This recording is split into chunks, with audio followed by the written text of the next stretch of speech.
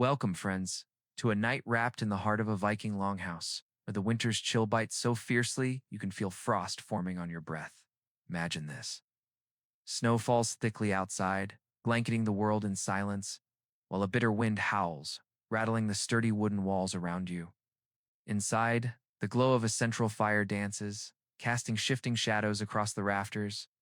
You settle onto a wooden bench, draped in soft, heavy furs, pulling them close for warmth.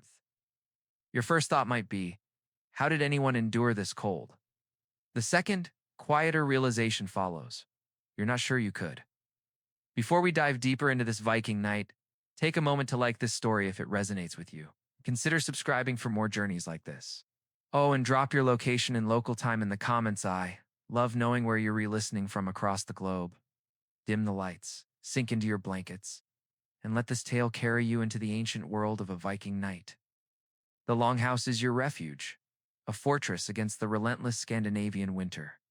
Its walls, built from thick oak timbers and packed with layers of turf and clay, stretch wide enough to shelter an entire household people, livestock and all. Yet, the cold is cunning, slipping through tiny gaps in the wood, brushing your skin like a ghostly touch. Historical records paint longhouses as dim, smoky, and often damp. But their robust design stood firm against the brutal northern climate. As you lie on the rough-hewn bench, the air feels sharp against your face, a reminder that true warmth was a luxury Vikings rarely knew. The scent of the longhouse wraps around you. There's the heavy, acrid temps of wood smoke curling through the air, blending with the earthy dampness of the turf roof and the faint, musky warmth of animals huddled at the far end. It's a smell that seeps into your clothes, your hair, your very skin, a constant companion in this rugged world. Archaeological digs across Norway and Denmark reveal soot-blackened beams, evidence of fires that burn day and night to keep the cold at bay. Listen closely and you can almost hear the soft pop and crackle of logs settling into the embers, a comforting sound that fights back the stillness of the frozen night. Here's a cornerstone of Viking life. The longhouse was the heartbeat of their communities, sometimes stretching over 80 feet long with a fire pit running like a spine down its center. Without this structure, surviving the Arctic winters would have been unthinkable. But there's a curious detail: ventilation was often so poor that smoke filled the air, stinging eyes and throats. Imagine drifting to sleep while breathing air thick with the scent of a smoldering campfire. Yet, some researchers point out a silver lining. That same smoke acted as a natural preservative, coating the wooden rafters and repelling insects that might have chewed through the structure. So while the haze made breathing a chore, it quietly protected the house above your head. Shift onto your side and let the sounds of the longhouse wash over you. The low grumble of a cow, the rustle of straw as someone turns in their sleep, a soft whisper of a story told in the dark. This isn't the quiet of a modern bedroom, it's alive, a shared space where every creak and sigh tells a story. The wind outside presses against the walls, slipping through cracks like a thief. But the closeness of bodies, human and animal, creates a fragile warmth. Scholars debate how effective these longhouses truly were. Some say the thick turf walls and layered construction trapped enough heat to make them livable. Others argue they were barely warmer than the snowy fields outside, offering little more than a shield from the wind. What's undeniable is that Vikings embraced this harsh reality. To them, huddling under furs in a smoky hall wasn't defeat, it was survival. So close your eyes and picture the world beyond the walls. The northern sky shimmers with the aurora borealis, ribbons of green and violet twisting in the dark. But here, inside, your world is firelight and shadow.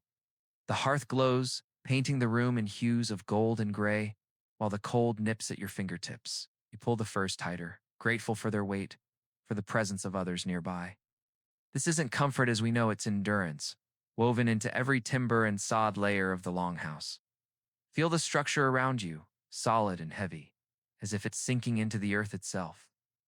The walls are a tapestry of logs, packed turf and clay, built to defy the freezing winds. Step outside in your mind, and the contrast is stark. The snowstorm rages. But within these walls, you're shielded just enough. Excavations across Scandinavia, like those at Lonzo Meadows in Newfoundland, show longhouses designed with precision. Low-slung roofs to let snow pile up as natural insulation. Walls angled to deflect the wind. The snow above you isn't a burden. It's a gift, sealing gaps and locking in warmth. This clever design wasn't accidental. It was born of necessity, honed over generations. Yet life inside wasn't cozy. The air was thick with soot, the light dim, the space cramped. Still, this was the Viking way, and remarkably, their methods endured. In places like Iceland and the Faroe Islands, turf houses remained in use into the 19th century, their thick, grassy walls, a testament to practicality over centuries. Imagine that a building technique so effective it outlasted the Viking Age by 1,000 years. As you nestle deeper into your furs, notice the wall's texture. Rough, uneven, with patches of earth and charred wood. The scent is sharp, almost tangy from trapped moisture. But these walls are alive, wicking away dampness and exhaling smoke through the roof's small vents. Did these turf walls truly keep the cold at bay? Some experts argue they were excellent insulators, holding heat far better than plain timber. Others say the fire was the real hero, and the walls merely kept the wind out. You lie there, breathing the smoky air, and wonder who's right. The sounds around you deepen the scene, the creak of beams under the weight of snow, the faint drip of meltwater sneaking through the roof, the dull thud of wind battering the turf. Without windows, your senses sharpen. You feel the cold, hear the storm, smell the fire all blending into a rhythm that lulls you toward sleep. These longhouses weren't built for eternity. A well-kept one might last a few decades before the timbers rotted or the turf crumbled. But for that time, it was a lifeline, sheltering families and their animals through winters that could kill. Recent studies suggest their size, sometimes 20 meters long, was strategic, packing in enough bodies to generate collective warmth. Some sites, like those in Greenland, reveal longhouses partially dug into the ground, using the Earth's stable temperature as a natural insulator. Picture it. The walls not just standing, but burrowing into the soil, the ground itself cradling you against the storm. Historians still spar over the longhouse's comfort level. Some point to signs of clever ventilations, small roof holes or gaps designed to draw smoke upwards, suggesting Vikings were savvier architects than we might think. Others insist the smoky, chilly interiors were barely livable, and survival owed more to heavy furs and resilience than to the house itself. The truth likely lies in the middle, and as you rest under the heavy furs, you feel it. The balance of hardship and ingenuity. The fire crackles softly, the wind hums outside. The longhouse holds you close as fragile but defiant shield against the Viking winter. As you drift toward sleep, let the rhythm of the longhouse carry you. The fire's glow, the murmur of voices, the weight of furs, they weave a world that's harsh yet enduring. You're not just surviving, you're part of something ancient, a story written in timber, turf, and flame. As you nestle deeper into the imagined warmth of the Viking longhouse, the sense of togetherness wraps around you like the furs on your bench. This hall is never silent, never solitary. The thick turf walls stand like a bulwark against the storm, but it's the people within, family, friends, even the animals that breathe life into this space. Soft murmurs of children telling tales in the dark, the gentle snuffle of a goat, the steady rhythm of someone's breath nearby, these sounds weave together, a quiet symphony of survival. In a land where winter could swallow whole settlements under snow, the longhouse was a sanctuary, a cradle of warmth and connection. Let your mind linger here, in this smoky, living space, as the fire's glow lulls you toward rest. The longhouse wasn't built for luxury, it was a pact with the harsh northern world. Its design, though simple, was deliberate. Sturdy timbers to hold back the wind, thick sod roofs to trap heat, and a layout that sheltered humans and livestock side by side. You might grimace at the thought of sleeping so close to animals, their earthy scent mingling with smoke. But to Vikings, those warm bodies were a gift, radiating heat through the night. As you lie there, your thoughts drift to the sheer effort behind this hall. Picture warriors and farmers, hands calloused from wielding iron axes, felling trees in the biting cold. Imagine them hauling heavy blocks of turf, layering mud and clay under a gray sky, each act a defiance of winter's cruelty. The longhouse itself is a testament to their grit, each log and sod brick a promise of another season survived. Outside, the blizzard roars, but the walls dull its rage to a distant hum.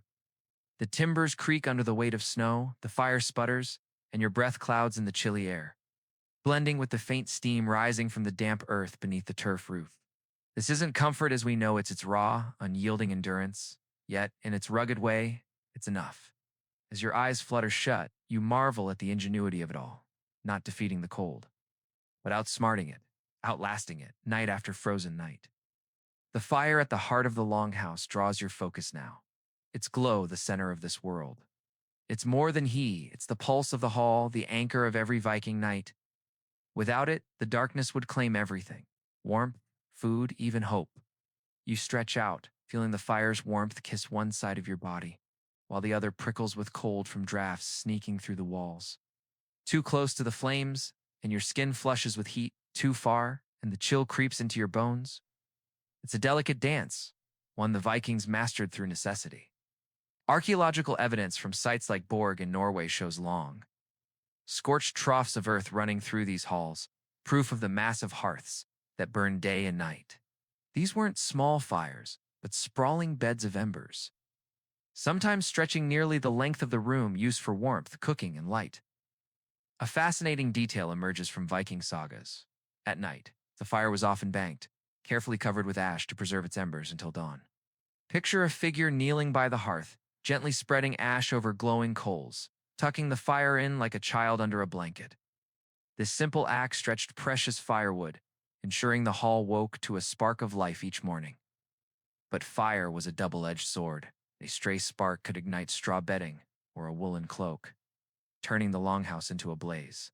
Excavations revealed charred patches in some halls, hinting at near disasters. The longer the hearth, the greater the risk. Yet Vikings slept beside it every night, choosing the danger of flame over the certainty of freezing.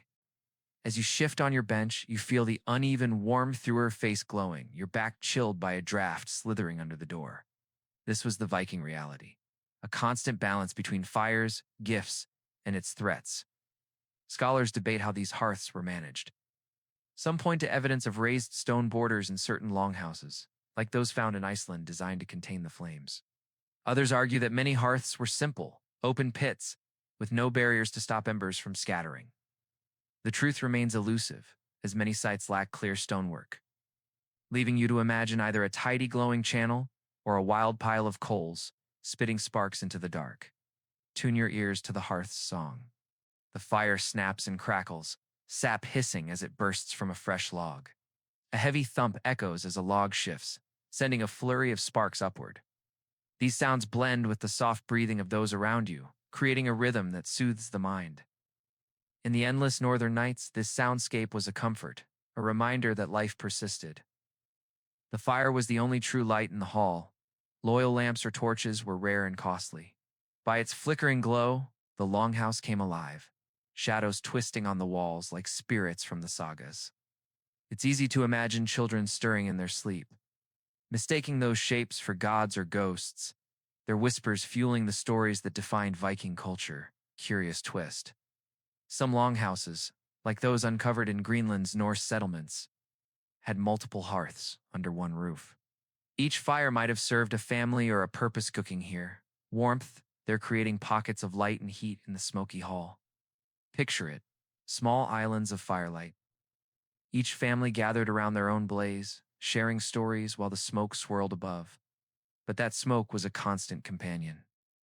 Early longhouses had no chimneys, only small vents in the roof to let it escape. The air grew thick, rafters blackened within seasons, and visitors to Viking halls often described choking on the haze. Some researchers suggest people slept close to the floor. Where the air was clearer, a practical choice to breathe easier while staying warm. The fire wasn't just a tool, it may have been sacred. Some scholars propose that the hearth was a spiritual anchor, tied to household spirits or deities. Tending the fire, adding logs, banking embers, could have been a ritual, a quiet prayer for protection through the night. Imagine a parent whispering blessings as they stoke the flames, entrusting their family to the fire's care. The night unfolds around this cycle. The fire dims, someone rises to feed it, smoke thickens, and the hall settles back into sleep. You drift in and out, never fully sinking into dreams, your senses tethered to the hearth's rhythm. The air in the longhouse is a living thing, shifting and unpredictable. One moment, smoke drifts upward, curling toward the roof's vent like a lazy spirit. The next, a gust pushes it down, stinging your eyes and throat. You cough, pulling your cloak tighter, and realize the delicate balance of ventilation. Too much airflow and the hall grows frigid, too little and the smoke becomes a suffocating fog. Excavations reveal simple solutions. Narrow slits in the roof, sometimes covered with adjustable wooden slats or turf flaps, letting smoke escape while keeping the worst of the cold out. These weren't elegant systems, but practical ones, shaped by trial and error in a land where survival hung in the balance. As you lie there, wrapped in the Longhouse's embrace, you feel the paradox of this place. It's a haven, yet it demands endurance. The fire warms, but threatens. The walls shelter, but leak. The community comforts, but never quiets. This was the Viking way, not conquering the winter, but coexisting with it. Finding warmth in the flicker of flames and the press of bodies. Let the fire's glow fill your mind, its crackle a gentle lullaby. The longhouse holds you close, its timbers and turf a testament to human resilience. As you drift towards sleep, you're not just resting, you're part of an ancient rhythm. It's a story of survival etched in fire and earth. As you settle deeper into the imagined embrace of the Viking longhouse, you can almost see a weathered figure adjusting a wooden slat in the roof, grumbling softly as swirling smoke resists its upward path. The idea was simple, yet ingenious. Craft a vent just wide enough to draw the smoke skyward, while preserving the precious heat within. But the evidence tells a grittier tale: rafters caked in layers of soot, timbers darkened to a glossy black, as uncovered in sites like those in Sweden's Uppsala region.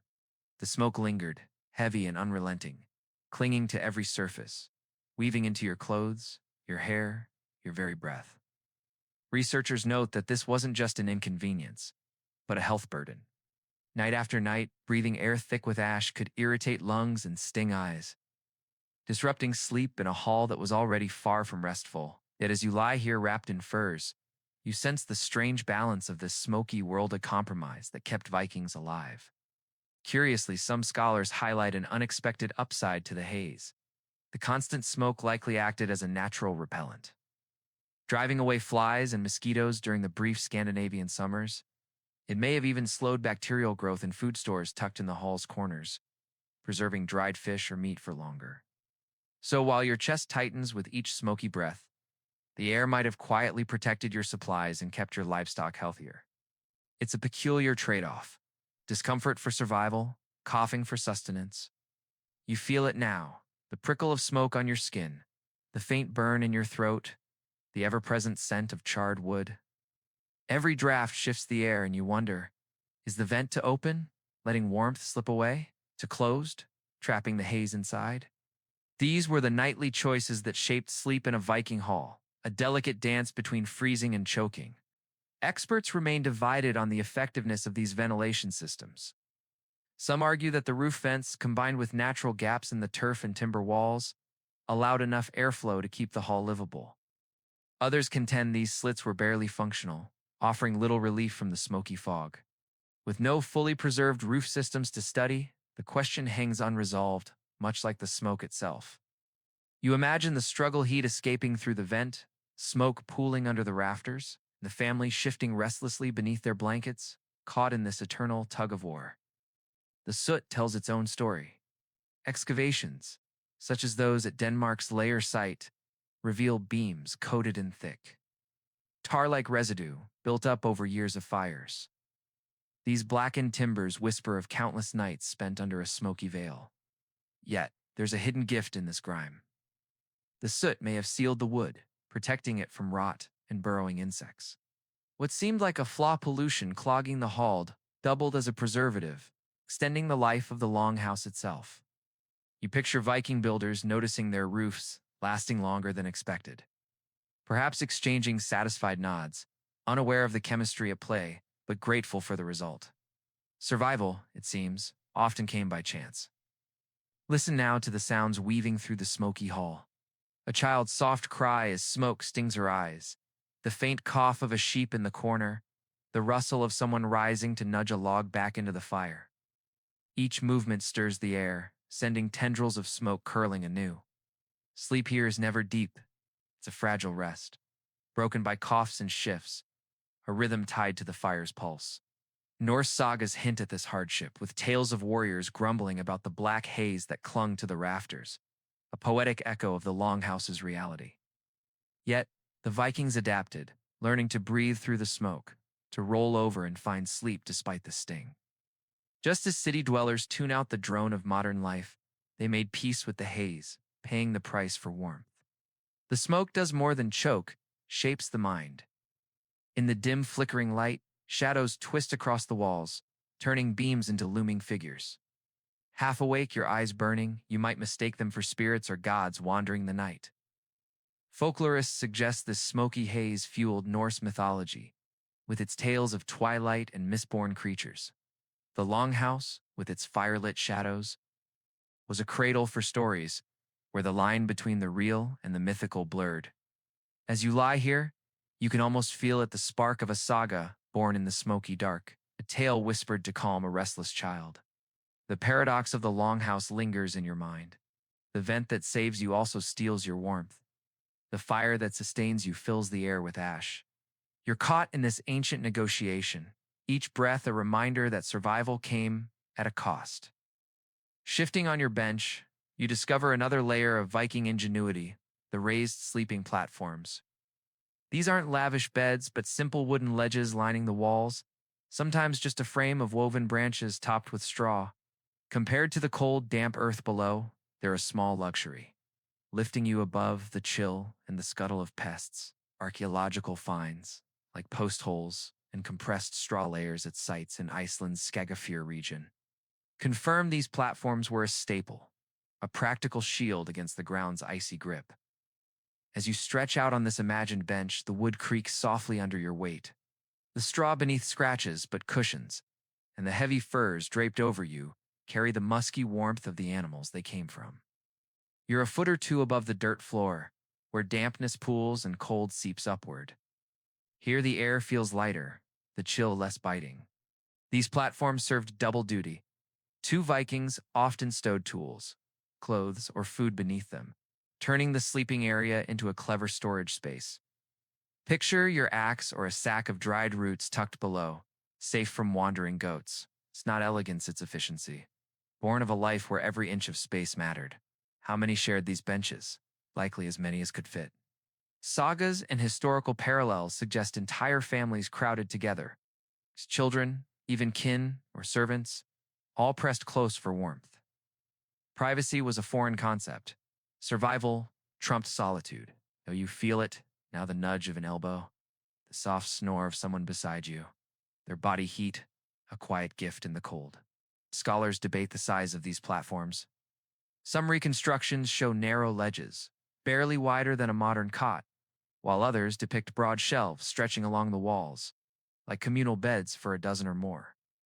The evidence scattered post holes and decayed wood leaves room for both visions. You imagine it either way, a tight personal nook or a sprawling tangle of limbs and blankets.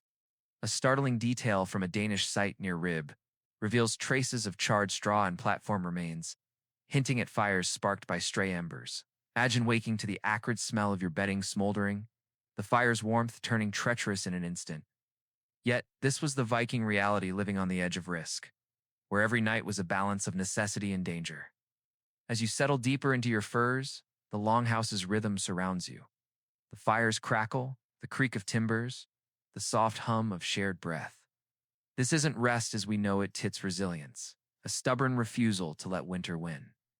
Let the fire's glow guide you now, its warmth a beacon in the smoky dark.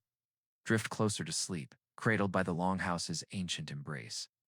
As you sink deeper into the imagined warmth of the Viking Longhouse, you can almost feel the precarious balance of life here.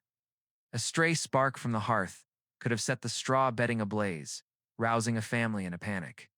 Did they leap up, cursing the fire's betrayal, or smother the smoldering patch with a cloak and collapse back into sleep, too weary to care?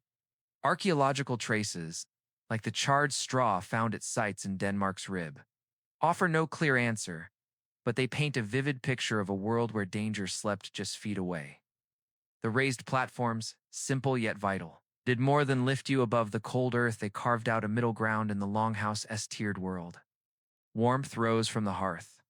Smoke gathered near the rafters, and you, perched on your bench, rested in between, not freezing on the damp floor, not choking in the thick haze above. It was a compromise etched into the very architecture, a delicate balance between survival and suffocation. These platforms shaped more than just comfort, they defined the social fabric of the hall. The benches closest to the fire's glow were likely claimed by those of higher standing, elders, chieftains, or favored kin, basking in the prime warmth. Farther corners, where drafts bit harder, might have been left to servants or guests. Sleeping arrangements whispered of hierarchy, a quiet map of power drawn in the placement of bodies. Picture it like a Viking seating chart, redrawn every night, where proximity to the hearth spoke louder than words. As you settle into your imagined bedding, you feel both relief and unease. Grateful for the wooden ledge lifting you above the icy floor, yet aware of the straw's itch, the press of bodies beside you, and the fire's unpredictable sparks. This wasn't a palace bed. It was a lifeline, rough and communal, but enough to carry you through the night. Run your fingers across your bedding, and you notice its layers, each a small act of survival. At the base, a thin mattress of dried grass or reeds, replaced when the seasons allowed, crinkles softly under your weight.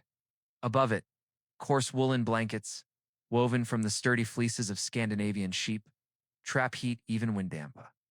Marvel of nature that kept Vikings warm long before modern fabrics. Over it all, heavy animal furs, their musky scent a reminder of the creatures that once wore them. Excavations, like those at Norway's Oseberg site, revealed traces of such bedding. Singed straw, clumps of wool, even goat hair woven into rough textiles. These fragments echo the saga's hints that wool was the backbone of comfort, its fibers a shield against the relentless cold. You might itch under its weight, but your body hums with gratitude for its warmth. A fascinating detail surfaces. Not all bedding was local.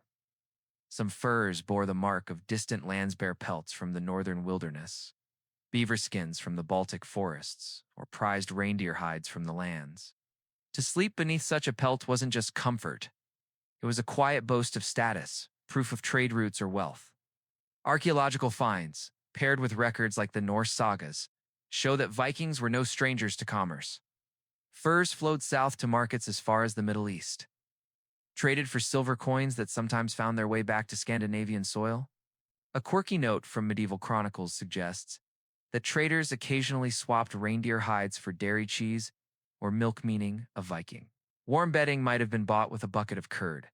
Imagine a farmer trudging home with a sleek pelt earned through such a trade, draping it proudly over the family's platform. Press your cheek into one of these furs, and it feels different, smoother, softer than the local wool, with a warmth that seems to cradle you. Reindeer hides, especially, were renowned for their insulation, a quality so effective that modern Arctic explorers still rely on them. The fur's weight presses gently against your chest, its texture a reminder of the vast networks that brought it here. But this cocoon isn't flawless. Fleas and mites thrived in the warm folds of wool and fur, as insect remains in Viking burial sites grimly confirm. We might chuckle at the image of a seafaring warrior, fearless on stormy waves, scratching furiously at a flea bite under his blanket. Survival was never polished. It was raw, itchy, and real. The scent of the bedding fills your senses. The earthy temps of lanolin in the wool, the musk of furs, the faint char of smoke woven into every fiber. Mixed with the damp turf walls and the ever-present fire, it's a heady blend, unrefined and alive. Did Vikings notice this smell, or was it simply home? Anthropologists suggest the latter, noting how humans adapt to their surroundings, much like we tune out the hum of modern life. A charming detail emerges from folklore. Bedding was sometimes blessed with whispered charms. A fur laid over a child, accompanied by prayers for protection from the cold spirits. These layers weren't just physical, they were woven with hope, a shield against both winter and the unknown, the rhythm of the night now. The straw rustles as you shift, the wool scratches faintly, and the fur settles heavily over you, sealing in your warmth. The air still carries a chill, but beneath these layers your body softens, the cold held at bay. Survival here isn't grand, it's ordinary, a quiet victory of grass, wool, and hide. As you drift closer to sleep, you realize these simple materials were Viking technology, crafted from what the land provided. No silk or down, just the stubborn ingenuity of making do. The fur across your chest feels distinct, sleeker, heavier, a traveler from distant lands. It's not the coarse wool of local sheep or the familiar scent of goats bleating nearby. It is pelt, perhaps from a bear or beaver, whispers of far-off forests and trade routes stretching across seas. Viking longhouses were not isolated, but part of a vibrant web of commerce. As evidenced by silver coins from Arabia found in Scandinavian hoards, furs were currency, prized in markets from Byzantium to Baghdad, and those that stayed in the longhouse marked a family's reach. A single reindeer hide, traded for a wheel of cheese or a jug of milk, could transform a night's rest, its dense fibers locking in heat like no other. As you lie here, the fire's glow paints the walls, the smoke curls above, and the platform holds you just above the cold. The longhouse breathes with you creaking timbers, rustling straw, the soft hum of shared warmth. This isn't comfort as we know it's endurance, a testament to a people who didn't conquer winter, but learned to live within it. Let the fire's crackle lull you now, its light a gentle guide. Sink into the furs, feel the weight of survival. As you nestle deeper into your imagined bedding, the weight of a luxurious fur settles over you, its softness a stark contrast to the rough straw beneath. For a Viking child, crawling under such a pelt must have felt like a small miracle, a cocoon of warmth, sealing out the icy drafts that slip through the turf walls. This fur, perhaps a reindeer hide traded from the far north, carries the story of distant lands, its fibers a shield against the Scandinavian winter. Scholars debate how common these imported pelts were in everyday longhouses. Some argue they were rare treasures, reserved for chieftains or wealthy families, their presence a mark of prestige. Others point to the vast Viking trade networks evidenced by silver coins from Arabia and Baltic amber found in Norwegian, suggesting that even modest households might have owned a foreign fur for the harshest winters or special occasions. The truth lies in a hazy middle ground, as fragmented remains of pelts offer no clear answer. Yet, whether common or coveted, these furs were more than warmth. They were symbols, whispering of connections to a world beyond the village. Beneath this pelt, your shoulders relax, your body heat trapped by its dense, sleek fibers, far more effective than local wool. Around you, the longhouse hums with life-soft murmurs of sleepers. The flicker of firelight, the snow piling silently outside. Others nearby might envy your fur or rest content under their own, each pelt a quiet thread in the Viking Age's global tapestry. Your mind drifts to the trade routes that brought it here. Silver crossing seas, beaver skins bartered in snowy clearings, reindeer hides carried through frozen passes. As you sink toward sleep, the fur's faint musk becomes a kind of magic, tying you to distant lands and lulling you into uneasy dreams. The longhouse is no quiet sanctuary, it's a hive of life. The raised platforms along the walls are crowded, not with orderly rows, but with a jumble of bodies. Grandparents, parents, children, servants, even a weary traveler or two, all pressed shoulder to shoulder. The architecture demanded this closeness, thick walls and limited space made sharing warmth a necessity. Excavations, like those at Sweden's Birka, reveal longhouses stretching up to 30 meters, not for luxury, but to house entire communities. Sagas mention multiple households under one roof, and you feel it now. The press of a neighbor's elbow, the risk of bumping someone's face as you shift. These halls were less homes than micro-villages, their smoky interiors binding families and kin into a single breathing hole. This closeness was a survival strategy. A dozen bodies huddled together generated a microclimate of warmth, vital when insulation was patchy and the fire's heat uneven. Modern studies estimate a single person radiates about 100 watts of heat. Multiply that by a family, and the longhouse became its own living furnace. You might not relish sleeping beside a snoring relative or an unwashed servant, but their warmth could mean the difference between life and death. Folklore hints at clever arrangements. Children tucked between adults, cousins and elders forming a human barrier against drafts. The longhouse wasn't a bedroom, it was a communal quilt, each body a stitch in the fabric of survival. But this intimacy came at a cost. Privacy was a dream deferred. Every cough, whisper, or restless turn echoed through the hall. Arguments spilled over, love was never secret, and sleep was shared with all. To modern sensibilities, it might feel claustrophobic, but for Vikings, it was simply life. Scholars debate how this proximity shaped relationships. Some argue it forged unbreakable bonds, teaching patience and cooperation in tight quarters. Others point to sagas brimming with feuds, suggesting that living so close sparked tensions as often as unity. Lying here, you might agree with either view, depending on whether the person beside you just stole your blanket or lent you their warmth. The Longhouse's design reinforced this communal life. Excavations like those in Greenland's eastern settlement show benches at varying heights, perhaps marking family territories or subtle hierarchies. The platform nearest the fire might belong to the head of the household, while drafty corners near the door were left for lesser kin. Sleeping arrangements were a silent language of status, as telling as a feast's seating chart. As you rest on your imagined bench, you feel the truth of it. The longhouse wasn't built for one, but for many. Survival was a collective act, woven through shared breath and body heat. In this crowded, smoky space, there was security, a sense that, if the storm roared or illness struck, you were never alone. Your senses sharpen in the dim light. The warmth of bodies presses close, the air thick with the mingled scents of sweat, wool, and smoke.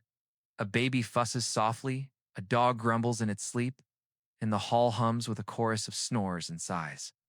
It's no silent retreat, but a living, breathing world. And at the far end, beyond a low wooden partition, another source of warmth stirs. Animals, cows, sheep, goats, perhaps a pig or two shift in their pens, their hot breath adding to the longhouse's hazy air. To modern ears, sharing a roof with livestock might sound unbearable, but for Vikings, it was a lifeline. Archaeological sites like those in Iceland's Hofstafur reveal clear divisions. One end for humans, the other for animals, sometimes separated by only a waist-high barrier. Troughs, post holes, and layers of ancient manure confirm it. These halls were part home, part barn. Close your eyes and feel it. The heavy scent of hay and animal musk blending with smoke, the soft thud of hooves on the dirt, the low huff of a cow's breath. At first it seems overwhelming, but then the warmth reaches you, steady and subtle, seeping across the hall. Each animal is a living heater, their bodies radiating heat that drifts under the turf roof. Modern science backs this up. A single cow can produce up to 1,000 watts of heat, and a small herd could transform a freezing hall into something bearable. Vikings didn't measure in watts, but they knew the value of their livestock's warmth, bringing them inside to share the winter nights. As you lie here, the fire's glow softens. The smoke curls above, and the mingled warmth of humans and animals cradles you. The longhouse is a symphony of survival, creaking timbers, rustling straw, the steady rhythm of breath from both kin and creatures. This isn't comfort as we know it, but something deeper, a stubborn, communal defiance of the cold. Let the fire's crackle guide you now, its light weaving through the smoky dark. Sink into the furs, feel the pulse of the hall. As you lie here pressed between kin, the snores shake your ears as much as the storm rattles the walls. The air is thick with life sweat, wool, smoke, and the faint musk of livestock. It's no serene retreat, but a vibrant, noisy world. Yet there's comfort in this chaos, a sense of being woven into something larger. The longhouse isn't just a shelter, it's a community. Its pulse shared by every breath, human and animal alike. Let the fire's glow guide you now, its crackle a gentle lullaby. Sink into the furs, feel the rhythm of the hall as you lie on your raised platform cocooned in furs. The longhouse hums, with a relentless chorus of sound. Snoring reverberates through the smoky air, as inevitable as the cold itself in a hall packed with weary bodies and poor ventilation. You might mutter a quiet curse at the thunderous rattle of a neighbor's throat, only to realize your own snores likely echo just as loudly when sleep claims you. Beyond the human din, the animals add their own notes: cows, shifting in their stalls, goats bleating softly, pigs grunting in dreams. Every sound bounces off the timber walls, amplified in this echoing shell. Some scholars suggest these animal noises were a comfort, a living reminder that the family's wealth, its livestock, was safe through the night. Others argue they were maddening, a constant nudge that you were sleeping in a barn as much as a home. Lying here, you feel both truths. The steady rhythm of a cow's breath soothes, but a sudden bleed at midnight jars you awake. It depends on your patience, your exhaustion, and the storm raging outside. The fire at the heart of the hall adds its own restless voice. Logs crackle and pop, sending sparks dancing into the gloom. A shifting log might rouse a light sleeper, who in turn stirs others. The sound rippling through the longhouse like a pebble in a pond. Sleep here isn't the private, serene escape of modern dreams, it's social, woven into a soundscape of coughs, mutters, and animal sighs. Did Vikings find this exhausting, or was the clamor a familiar lullaby, easing them into slumber? Sagas suggest the latter, describing evenings alive with speech heroes boasting, women singing, children hanging on every word. The shift from spoken tales to snoring was seamless, a natural flow from waking voices to the unconscious hum of sleep. You can almost smile at the thought. Lungs that chanted Thor's deeds now rumble like a storm. Scholars debate how this constant noise shaped Viking culture. Some argue it built resilience, sleeping through bleeding goats and snoring kin prepared you for life's harsher trials. Others propose it fueled storytelling, with long, wakeful nights birthing sagas that defined community identity. Both views resonate as you listen to the hall-esque chorus. The creak of the roof under snow, a child's soft cry, the deep bass of a cow settling down. It's a harsh lullaby, yet oddly comforting in its familiarity. For Vikings, sleep wasn't an escape, but an immersion, a surrender to the longhouse's noisy, smoky pulse. Warmth, you realize, comes not just from the fire or the furs, but from within. The Viking diet dense with barley, rye, meat, and dairy stoked in inner furnace, fueling you through the cold. Archaeological finds from latrines and middens, like those at Denmark's Adibi, reveal a menu of hearty fare: thick barley gruel, pea soups, pork stews, and creamy cheeses. These weren't just meals, but edible insulation, their calories burning slowly to keep you warm. Picture a bowl of steaming porridge, sweetened with a drizzle of honey, settling heavily in your belly as you curl into your bedding. A quirky detail emerges from bone piles. Cut marks suggest marrow was a prized snack, its rich fat a burst of energy before sleep. Imagine a child gnawing on a roasted bone, greasy fingers tucked into furs, their body radiating heat through the night. Scholars puzzle over dietary disparities. Wealthier households, their graves rich with animal proteins, likely savored meat-heavy feasts, while poorer families relied on grains and thin broths, as evidenced by plant-heavy remains. One family might drift off warm and full, another shivering with hunger, even in the same village. You feel it now. A full belly softens the cold's bite, your limbs heavy with warmth, while an empty stomach sharpens every draft. Like those at Yule, were more than celebrations, they were survival, filling bellies when the cold was fiercest.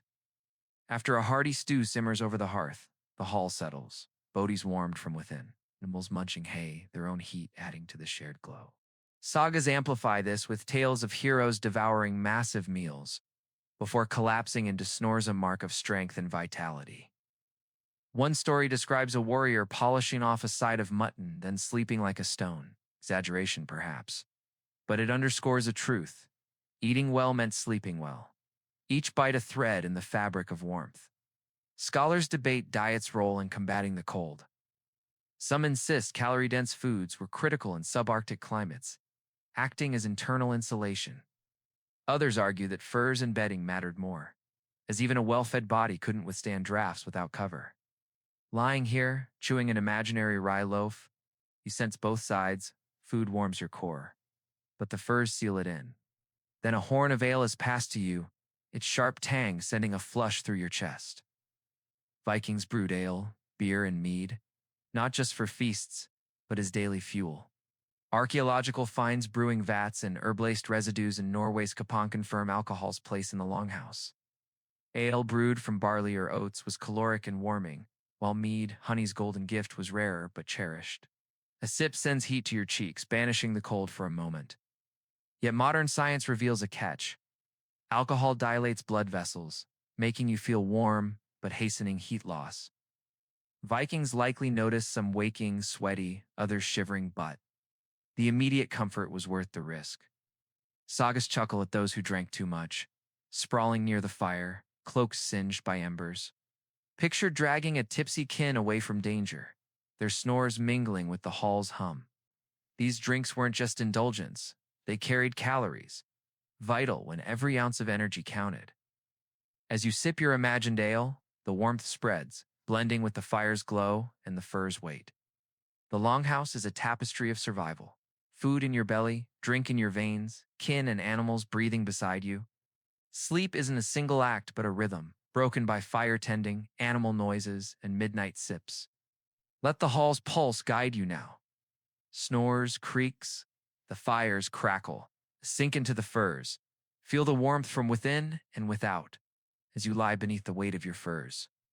The faint buzz of ale still hums in your veins, its warmth spreading like a soft tide through your chest. A horn of ale, thick with the tang of fermented barley, could fill you like a small meal, its calories stoking your inner fire. Mead, honey-sweet and heavy, feels almost like liquid warmth, coaxing dreams closer as you settle into the straw. Scholars debate how often Vikings drank such brews at night. Some argue ale was a daily staple, safer than questionable water, brewed from barley or oats and sipped by all. Others point out that grain and honey were precious, suggesting poorer households rationed their ale, saving it for harsh winter nights or feasts, while wealthier halls let mead flow freely.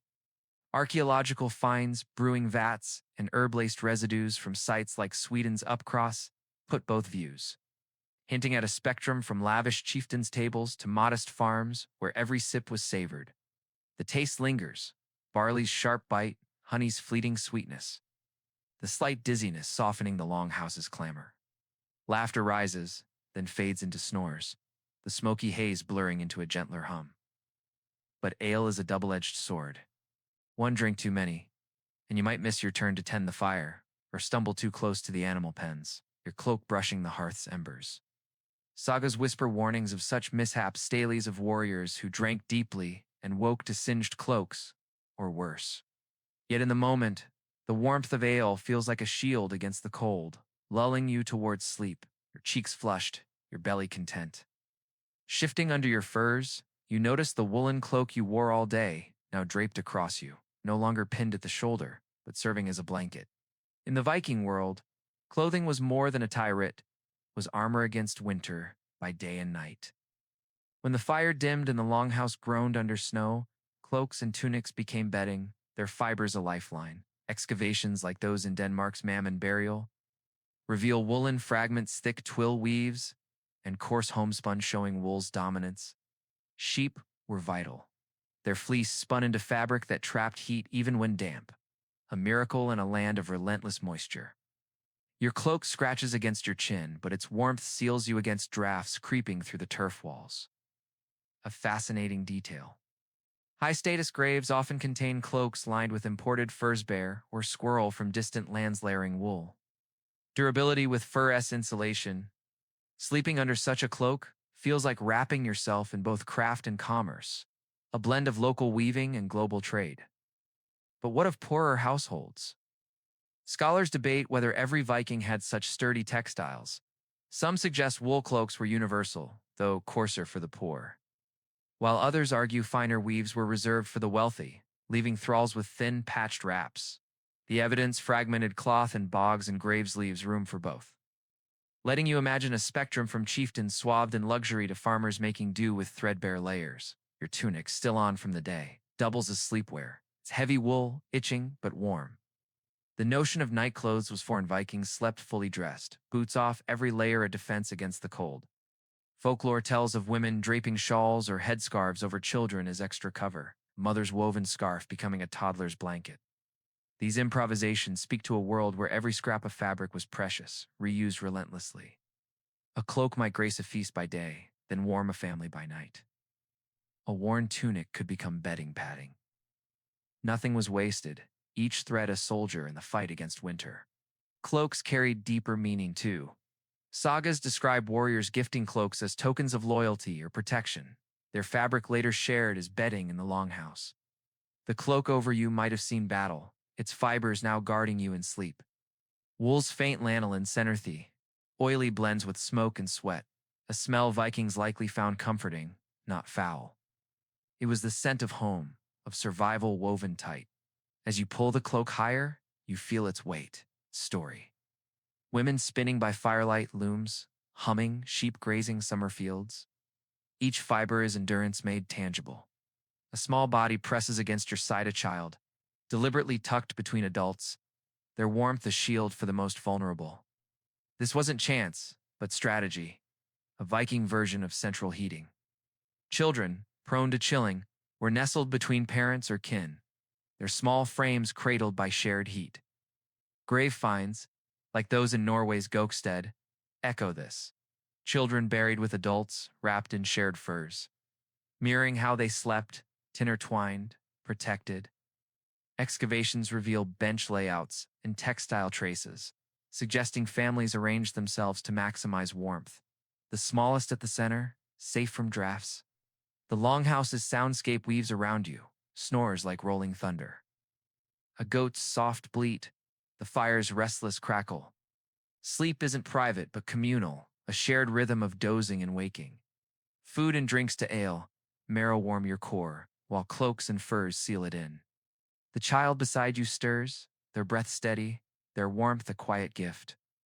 This is no modern bedroom but a living, breathing world, its pulse tied to fire, kin, and animals.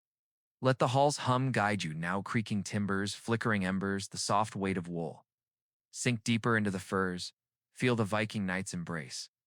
As you nestle deeper into your furs, the warmth of a child pressed against your chest anchors you in the Longhouse's crowded embrace. Their hair, scented with smoke and wool, brushes your chin, their small hands tucked beneath your cloak. On your other side, another child curls against your partner, their legs tangled with yours, forming a protective cocoon. This isn't just instinct, it's survival, a deliberate shield against the drafts seeping through the turf walls. In the Viking world, where cold could steal a child's breath, adults wrap their young in a living wall of warmth. Saga hints and archaeological clues, like the shared bedding in graves at sites like Norway's Kopang, confirm this practice. Children slept in the middle, cocooned by family, their vulnerability countered by proximity. A quirky Scandinavian folk tradition adds a vivid image. In some regions, children slept crosswise, perpendicular to adults, their small bodies wedged like rungs in a ladder across the bench. Picture it, a row of adults stretched lengthwise, children nestled crossways, limbs tangled in a chaotic but warm grid. Scholars debate how common this was. Some see continuity in sagas and later customs, suggesting it was a standard tactic to maximize heat. Others argue arrangements varied, with wider benches allowing more separation in wealthier homes. The evidence, scattered and incomplete, leaves room for both, but as you lie here, the logic is clear. The cold bites less when bodies huddle close. The emotional weight of this closeness sinks in. A child drifts off, their heartbeat soft against your chest, lulled by your warmth. As a parent, you rest easier knowing they're shielded not just by furs but by your own flesh. In a time when childhood mortality loomed large, this nightly intimacy was a quiet reassurance, a defiance of winter's threat. Yet it's not without discomfort. A child's knee jabs your ribs, another tosses in their sleep, grazing your nose. The narrow bench creaks under the weight of bodies, and peace is fleeting amid elbows and snores. Still, the alternative, leaving a child exposed to drafts, is unthinkable. A poignant find from a Norwegian burial, a child interred with a tiny fur blanket, suggests this care extended beyond life. Perhaps symbolizing the family's habit of wrapping their young tightly, practically and spiritually. Feel the sensory flood, the heavy furs pressing down, the child's twitching warmth, the shared breath forming a humid pocket under the cloak. It's stifling at times, damp with sweat and thick with the scent of wool and smoke. Yet it's a haven against the freezing dark. Socially, this closeness wove families tighter. Without separate nurseries, sleep was a shared act, deepening bonds but also fragility. You can imagine a parent lying awake, hand on a child's chest, feeling their breath, whispering prayers to Freya for one more dawn. Scholars debate whether this shaped Viking parenting. Some argue it fostered unbreakable intergenerational ties, with grandparents, parents, and children pressed together. Others suggest the lack of rest sparked tempers, as Saga's tales of feuds hint. Both ring true in this crowded, smoky space. The longhouse stirs, its rhythm softer now, murmured laughter, the rustle of cloaks, the fire's faint hiss as someone stokes it. Faces glow briefly in the ember light, flushed, weary, alive. Viking nights weren't serene, but battles fought with warmth and bonds, each dusk a victory over the cold. As you settle, the child's weight grounds you, their breath a steady lullaby. This is survival's geometry. Children in the middle, adults on the edges, written into the benches and furs. Intimacy weaves deeper into the night, not just with children, but with a partner pressed close. In the Viking world, love and marriage were contracts of warmth as much as companionship. Spouse's body was a buffer against drafts, their cloak shared to seal in heat. Graves, like those at Sweden's Birka, show couples buried with shared furs and cloaks, echoing how they slept entwined, practical, vital. Sagas emphasize the marriage bed as a place of alliance, its placement in the longhouse a marker of honor. A quirky tradition reveals weddings culminating on the marital bench, couples' sleeping spot established publicly, less about romance and more about survival in a crowded hall. Scholars debate the privacy couples found. Some argue the longhouse's bustle left none, with intimacy unfolding openly amid snores and bleats. Others suggest makeshift partition skins hung from beams offered. Fleeting seclusion. The truth likely varied. Wealthier halls might have nooks, while poorer ones left couples exposed. You feel it now. Your partner's warmth against you, cloaks overlapping, whispers shared beneath the furs. The smoke stings, the goats shuffle. But in this cocoon, there's tenderness. Picture a farmer draping his cloak over his wife, or a woman tucking a fur around her husband after he tends the fire. Small acts as vital as any saga as heroics. The longhouse hums with life. The fires crackle, a child's sigh, the rustle of wool. Intimacy, survival, and community blur into one, each breath a thread in the hall's tapestry. Let the ember light guide you, the warmth of kin and furs enfolding you. As you lie on your straw-covered bench, the warmth of a child or partner pressed close. The longhouse reveals its deeper truth. Survival was a shared endeavor, blurring lines of kinship and duty. In households with widows, widowers, or unmarried adults, bed sharing stretched beyond romance. An elderly grandmother might curl beside her granddaughter, their combined heat a shield against the cold. A servant could be tucked into the same bench as children, filling gaps in the wall of warmth. These arrangements weren't about sentiment alone, but necessity cooperation trumped propriety. Medieval Christian chroniclers, like those in 10th century texts, scoffed at northern peoples for lying all together in their halls, men and women unsegregated. It's likely exaggerated. Their words hint at a reality that shocked outsiders. Viking intimacy was public, woven into the communal hum of the longhouse. For Vikings, this lack of seclusion bred resilience. Couples found love not in private chambers, but amid bleating goats and restless children, their bond rooted in shared warmth rather than solitude. Scholars debate how this shaped Viking relationships. Some argue the constant visibility fostered loyalty and transparency. Secrets were hard to keep in a crowded hall. Others point to sagas filled with betrayals whispered in the smoky dark, suggesting tensions simmered in tight quarters. Both feel true as you lie here, your partner's hand brushing yours under the furs. The smoke stings, a child coughs, but in this fleeting touch, the cold fades. Love in the longhouse wasn't candlelit romance, but a quiet contract-sharing cloaks, guarding against drafts, holding on through the night. It's a fragile circle of warmth carved within the chaos, as vital as any fire. The fire's glow dims and you shift on the bench, feeling the straw beneath you crinkle. Its freshness is no accident bedding, was a nightly ritual as critical as tending the hearth. Straw mattresses layered over wooden platforms weren't permanent. They needed regular refreshing to avoid rot, mold, and pests. Archaeological digs, like those at Norway's Borg, uncover thick layers of straw mixed with ash and animal hair, remnants of bedding spread and renewed seasonally. Left unchanged, straw turns sour, damp with sweat and spilled ale, crawling with fleas. Imagine lying on a mattress gone rancid, its stench stealing sleep.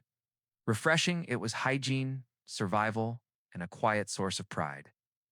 Medieval sources mention shaking down the bed, a practice of fluffing straw to restore its cushion.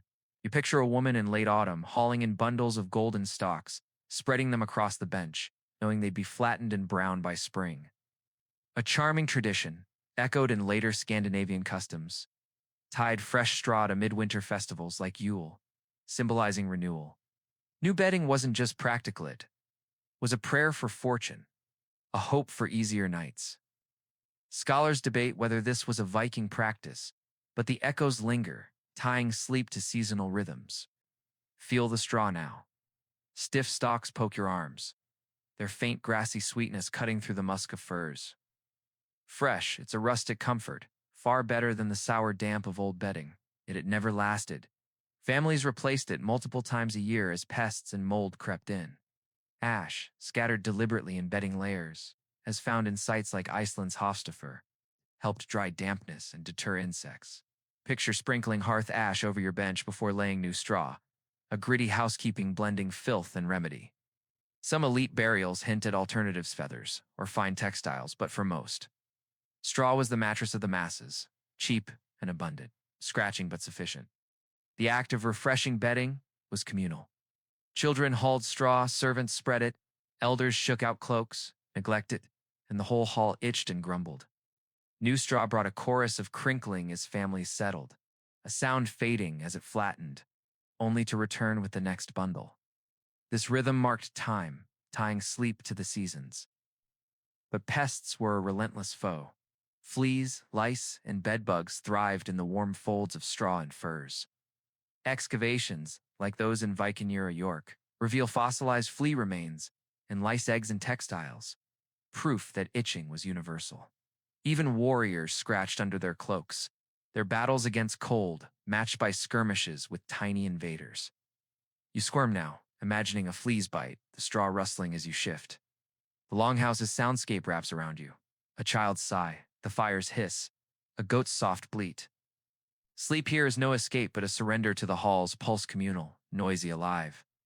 The rituals of straw, furs, and shared warmth weave survival into every moment. Let the fire's glow guide you, the crinkle of bedding a gentle lullaby. Sink deeper into the furs. Feel the child's warmth, the partner's touch. As you lie on your straw-covered bench, the Longhouse's warmth, a fragile blend of fire, furs, and shared bodies, comes at a cost. The very heat that keeps you alive also nurtures uninvited guests, fleas, lice, and bedbugs, thriving in the folds of wool and fur. You drift towards sleep, only to jolt awake, scratching an itch at your ankle. Another bite pricks your shoulder, and you shift, the straw rustling beneath you. Across the hall, others do the same, their restless scratches a soft ripple through the benches. The Longhouse breathes, snores, coughs, and scrapes of nails on skin. Fleas, in their way, are the true chorus of the Viking night, as persistent as the cold itself. A wry detail emerges from archaeological finds. Double-sided combs, common in Viking burials, with wide teeth for hair and fine teeth for lice. Picture a family gathered by the hearth in the evening, not just sharing stories, but passing the comb, flicking lice into the flames with grim chuckles. These hygiene rituals were bonding moments, laughter softening the irritation as someone teases another for their flea circus. Pests didn't just haunt hair, they nested in the furs and straw meant to keep you warm. In winter, when bedding went unwashed, infestations surged. Later Scandinavian folklore recalls children joking about night fleas, stealing sleep. A nod to a reality Vikings likely accepted as routine. Sleep meant enduring bites as much as drafts. Scholars debate the health impact of these pests. Some argue constant irritation led to skin infections or weakened rest, making illness more likely in the smoky, cramped hall. Others suggest Vikings adapted, their bodies and minds shrugging off the nuisance as part of life. Excavations, like those in Viking-era York, uncover fossilized flea remains and lice eggs in textiles, proof that itching was universal warriors. Farmers and chieftains, all scratched under their cloaks. The evidence leaves the debate open, but it underscores how central pests were to the Longhouse's ecosystem. The sensory world is vivid. Smoke and wool cling to your cloak. Furs weigh heavy, and the faint scratch of someone across the hall drags you back to awareness. Even the animals' cows and goats in their pens bring their own fleas, adding to the hum of life. You might laugh in despair, realizing the fleas thrive more than anyone in this smoky warmth. Yet Vikings fought back.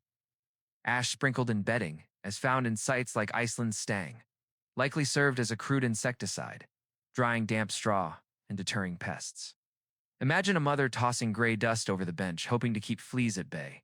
Some later traditions mention herbs like tansy or juniper tucked into bedding for their sharp scent, possibly. A. Viking practice, though evidence is thin. Picture sleeping on straw laced with juniper, its bite mingling with smoke and musk, perhaps easing the itch or simply masking it with fragrance. The emotional toll lingers. Parents soothe children crying from bites. Couples mutter curses at fleas hopping under furs. Even hardened warriors, unfazed by storms or battles, likely groaned at the indignity of scratching through the night. Combs were as vital as swords, lice-picking as routine as storytelling. To be Viking was to be itchy, each bite a small battle in the larger war against winter. Yet you endure scratching and sighing because survival demands it. As the smoke curls thicker, you sense a deeper layer to the Viking night. Sleep wasn't just physical, it was spiritual, woven with meaning beyond warmth. The hearth, glowing at the hall's heart, was more than fire. It was a sacred space, home to protective spirits. Archaeological finds small carved figures and offerings near hearths at sites like Sweden. Upcross suggests the fire was a dwelling for Landvidar, spirits of the land. Tending the flames was a ritual, each log a prayer to Thor or Freya for safety through the night. A neglected hearth might invite misfortune, while a steady glow welcomed protection. You imagine whispering a charm as you stoke the embers, tying your survival to unseen guardians. A charming tradition from later Scandinavian folklore hints at Viking roots. Iron objects, like knives or keys, placed near children's bedding to ward off evil spirits. Picture a mother tucking a small amulet under the straw, believing it shields her child from frost or disease. Scholars debate how formal these beliefs were. Everyday superstitions or structured rituals tied to festivals like Yule, when fresh straw and blessed fires marked renewal. The truth likely blends both, a mix of practical acts and quiet prayers. The sensory world sharpens, the fires crackle, a grandmother's murmured charm, the heavy furs feeling like ancestral protection.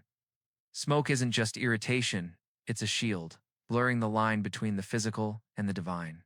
Dreams, too, carried weight.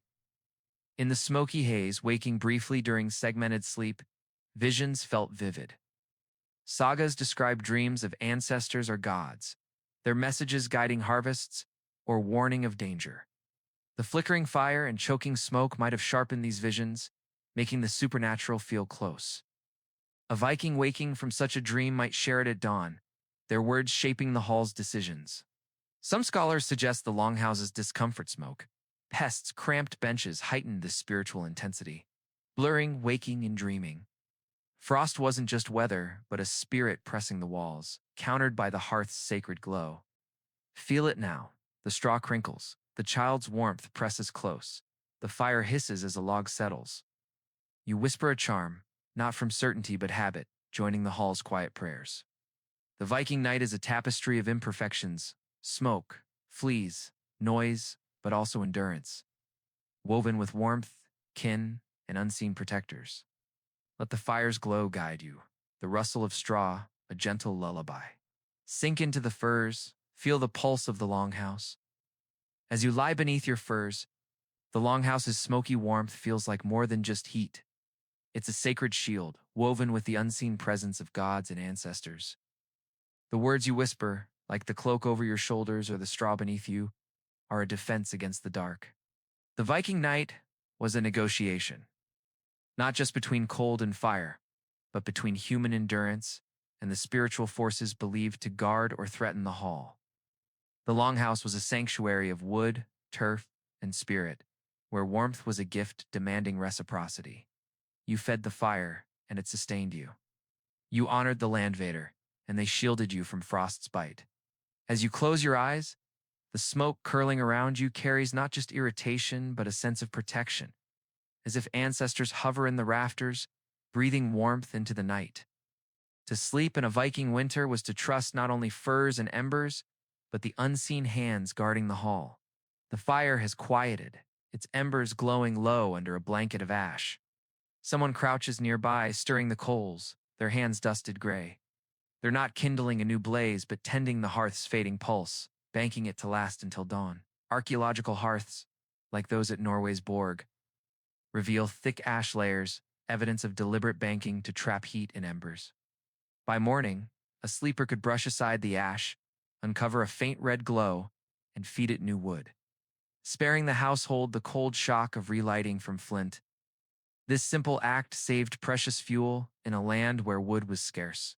You imagine leaning over the hearth, ash smudging your fingers, coaxing a buried ember back to life like a hidden treasure.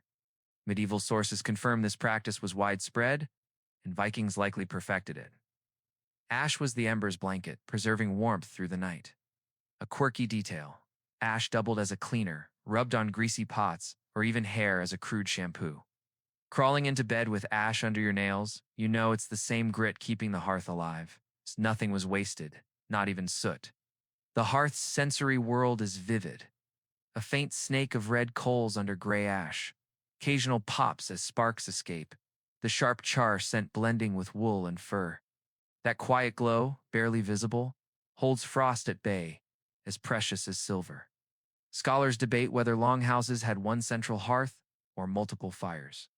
Excavations in Greenland show scattered burn patches, suggesting smaller hearths for redundancy or to heat sprawling halls. You picture either: a single grand fire dimmed to embers or scattered coals glowing faintly across the room. Someone always rose in the night to check them, a groggy guardian poking ash, muttering as they returned to the bench.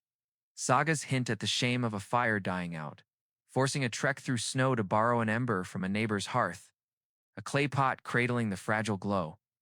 This act, both practical and communal, wove villages together, warmth, a shared lifeline. At dawn, you stir, teeth chattering, and shuffle to the hearth. Brushing aside ash, you find a faint orange ember, feeding it twigs until it flares.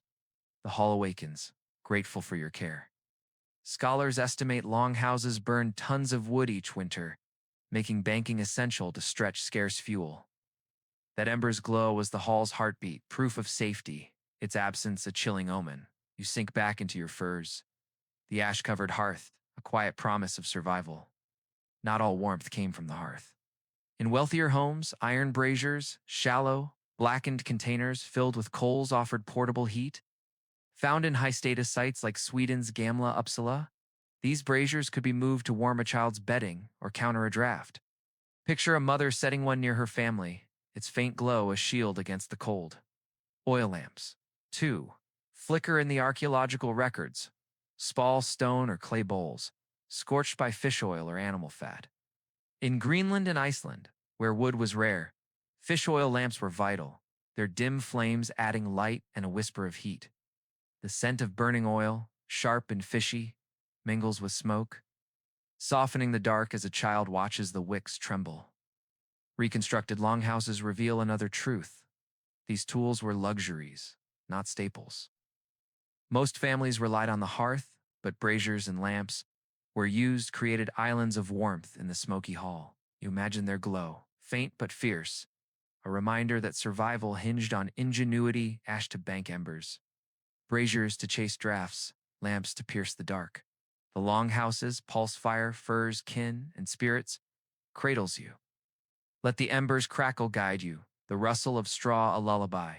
Sink into the warmth, physical and sacred. As you lie beneath your furs, the longhouse's smoky air carries a sacred weight, each whispered charm a thread in a spiritual shield. The hearth's embers, banked under ash, glow like a promise of divine protection, tying you to gods and ancestors. The Viking night was a delicate balance, not just of fire against frost, but of human endurance against unseen forces. The longhouse, with its creaking timbers and turf walls, was a sanctuary of spirit as much as shelter, where warmth was a gift demanding care. You fed the fire, honored the landvader, and in return, they guarded you from the cold's malice. As you drift toward sleep, the smoke feels less like a sting and more like a veil, woven with the presence of unseen guardians hovering in the rafters. To sleep here is to trust not just furs, but the sacred compact of the hall. The fire's glow has softened, its embers cradled in ash, tended by a quiet figure stirring the coals. This banking covering embers to preserve their heat was a nightly ritual.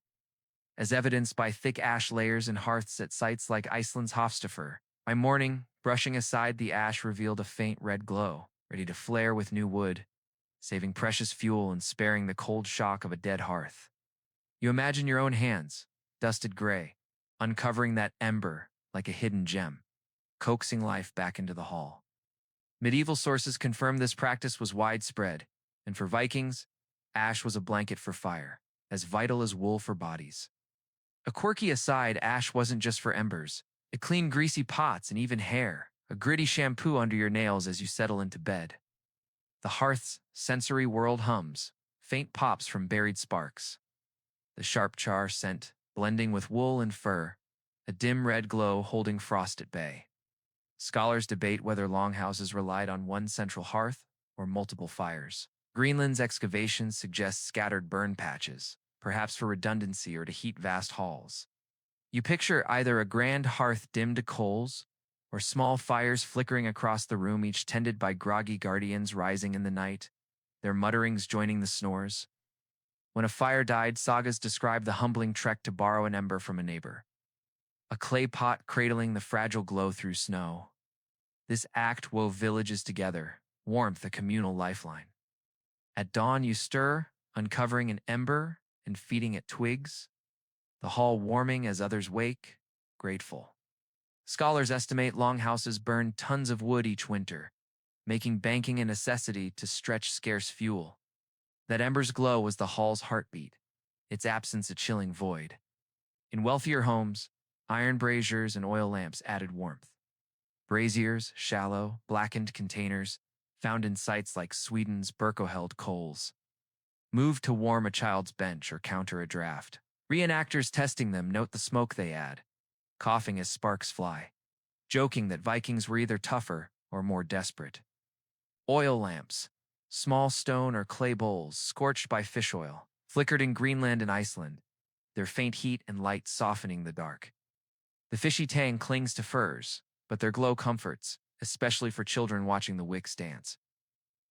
Later folklore hints lamps repelled frost spirits, a belief possibly rooted in Viking times, their flames both practical and sacred. These tools were luxuries, not universal. Most relied on the hearth, but braziers and lamps created a patchwork of warmth central fire. Portable coals, flickering wicks each, a fragile defense against winter. For a child, a lamp's soft glow might feel safer than the hearth's roar, a personal guardian in the smoky dark. The longhouse isn't one blaze but many small fires, each tended to carry you through. Running your hand along the wall, you feel its rough grain, sturdy like a ship's hull. Viking longhouses, as seen in Greenland's double-walled homes packed with earth or seaweed, echoed shipbuilding.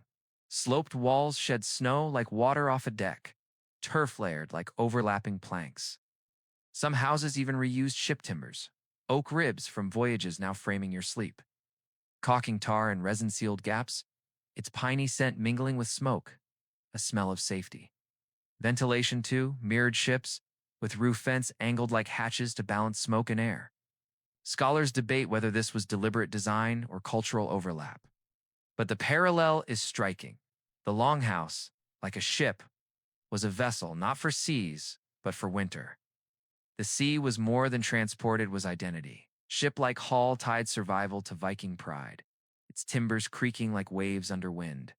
You feel it now. The sloped walls cradle you, the turf muffles the storm, the tar's scent grounds you. The longhouse is a beached ship, carrying its crew through frost. Let its pulsomers, furs, whispered charms guide you. Sink into the straw, feel the warmth of kin and spirits. As you lie on your straw-covered bench, the longhouse hums with the weight of stories, not just in the crackle of the fire, but in the sagas and skaldic verses that linger in the smoky air. These texts half history, half myth offer glimpses of Viking sleep. Casual mentions of the hearthroom where characters lay by the fire or turned in on benches. Sagas like Erbygja Saga describe gatherings stretching late, laughter and tales fading as bodies settle under cloaks, the hall's buzz softening into snores. These passing references, unadorned and matter-of-fact, confirm what archaeology shows. Benches lined the walls. The hearth glowed at the center. Sleep was ordinary. woven into the fabric of life. Yet, they also hint at the rhythm talk song Then Rest. The Longhouse is staged for both. A striking detail emerges. Heroes in poetic verses often slept with weapons close, swords or spears by their side. Burials like those at Norway's Gokstad echo this, with weapons laid as if ready for use. In life, a warrior might keep a blade near their straw, vigilance blending with rest, prepared for nighttime raids. Scholars debate whether this was common practice or a poetic flourish. Some argue sagas, written centuries later by Christian scribes, exaggerated heroic ideals. Others point to the consistency of these details, suggesting truth in the habit. You imagine your hand grazing a sword hilt under the furs, comfort and caution intertwined. Skaldic poetry paints the longhouse vividly, smoke curling from embers, benches crowded under beams. Even in grandeur, mundane truths slip through. Smoke thick enough for metaphor, bodies pressed close enough to inspire verse. Some sagas describe restless nights, spirits whispering or dreams pressing like weights on sleepers' chests. Were these literary devices, or did the smoky, cramped hall blur waking and dreaming, making the supernatural feel near? Lying here, shadows twisting in the firelight, a child muttering nearby. You feel it, trafters looming like portals to another world, prayers whispered against unseen threats. Sagas also reveal social order. Sleeping arrangements mirrored feasting hierarchies, with honored kin near the fire, lesser folk by the drafty door.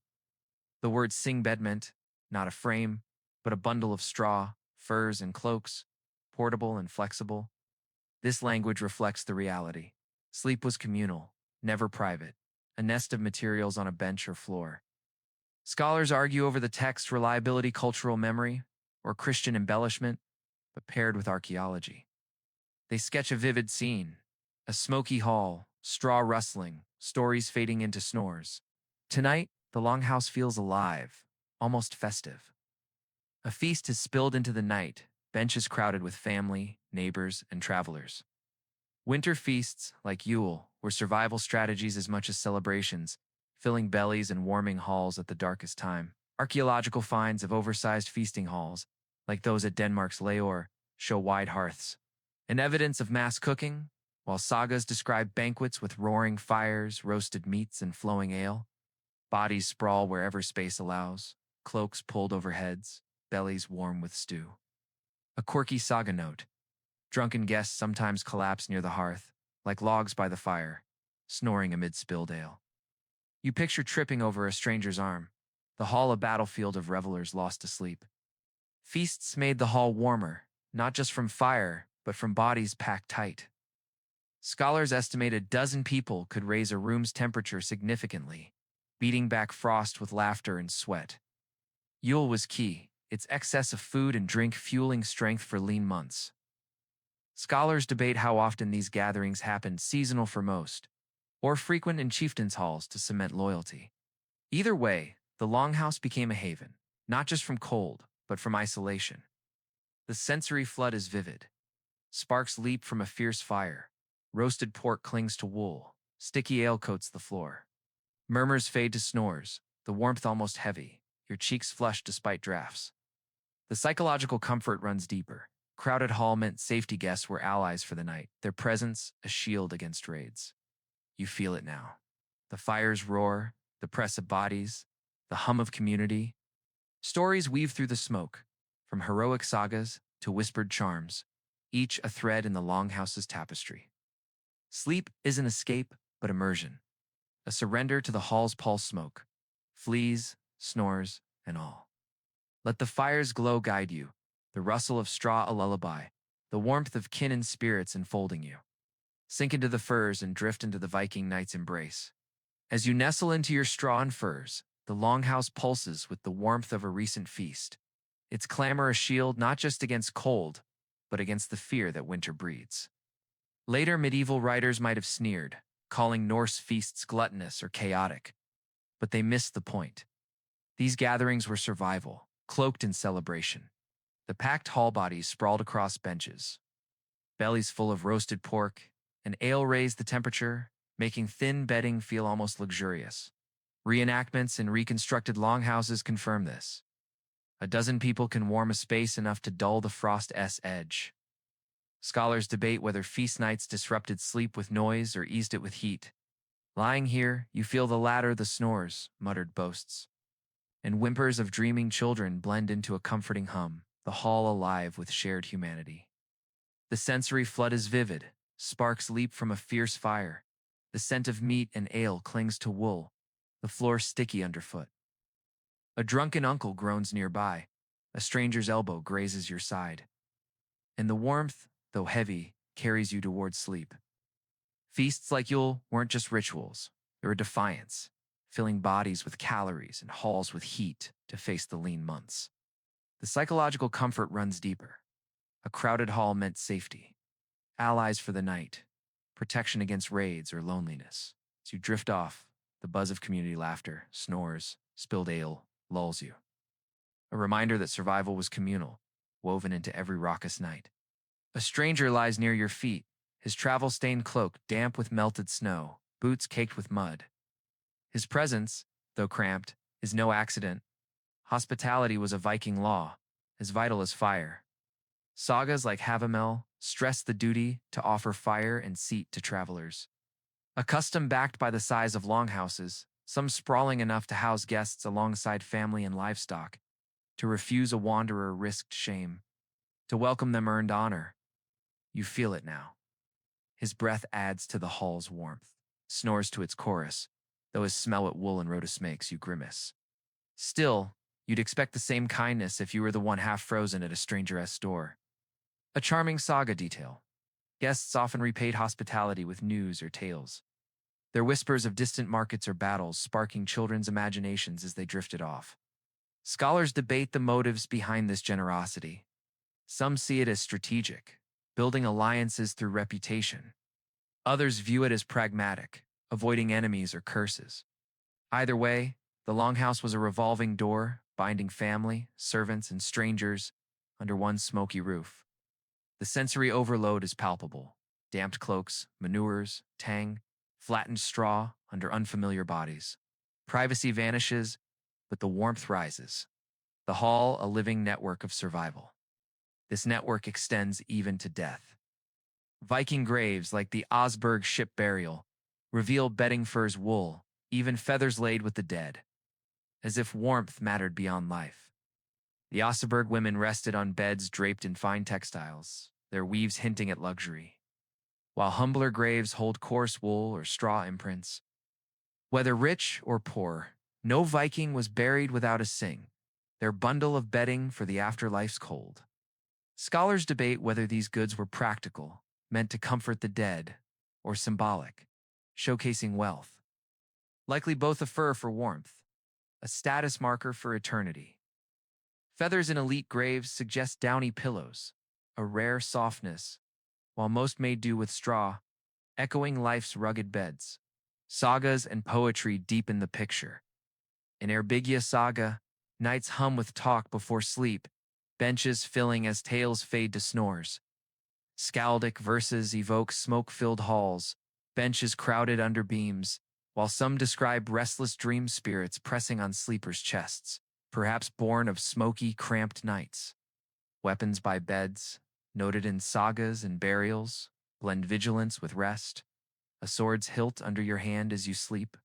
These texts, though shaped by later scribes, align with archaeology, a hall of straw, furs, and hierarchy, where status dictated who slept warmest. The longhouse's walls sloped like a ship's hull, creak in the wind, their shipbuilding logic overlapping turf, tar-sealed gaps, holding back frost. You feel it. The turf muffles the storm. The piney tar scent grounds you, the hull of vessels sailing through winter. The fire's embers, banked in ash, glow like the hall's heartbeat, tended by quiet guardians. Braziers and oil lamps, flickering in wealthier homes, add pockets of warmth, their fishy tang mingling with smoke. Every flame, every fur, every story weaves a tapestry of survival, social, spiritual. Let the hall's hum snores, crackling straw whispered charms, carry you. The Vikings wove no divide between the demands of survival and the deeper currents of existence. To them, the cloaks and hides that shielded a household from the chill also accompanied souls into realms beyond. Picture yourself at a solemn graveside, the crisp air nipping at your skin as kin assemble to bid farewell to one of their own. They gently enfold the departed in his familiar woolen mantle, arrange a soft pelt around him, perhaps even scatter a layer of straw beneath for that final repose.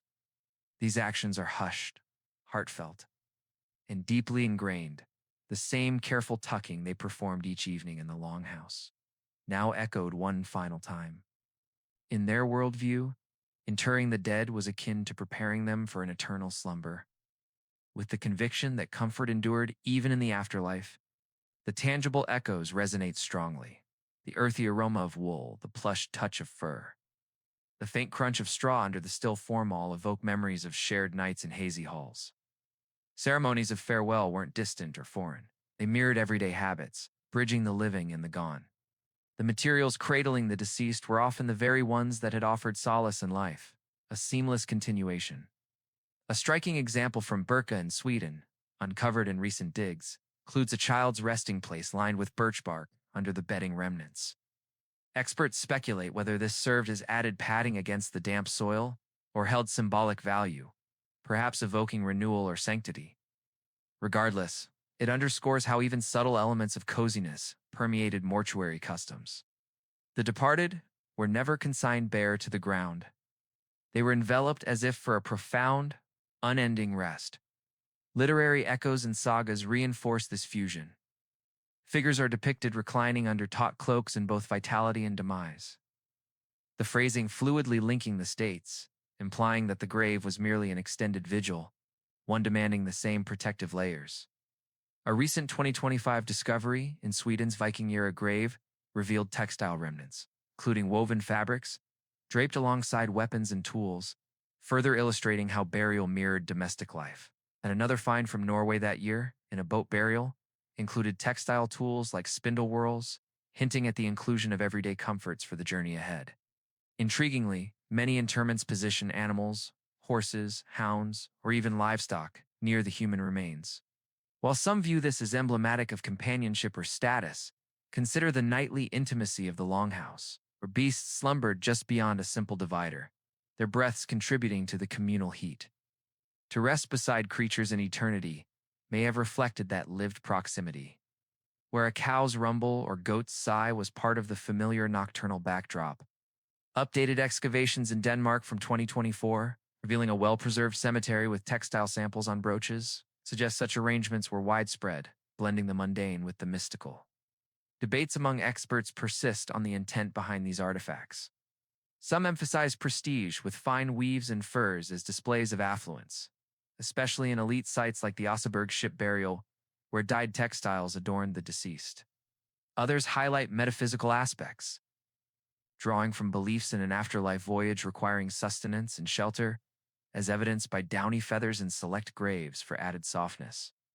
Both interpretations hold merit, but what's evident is the profound focus on sleep's materiality in Viking rites.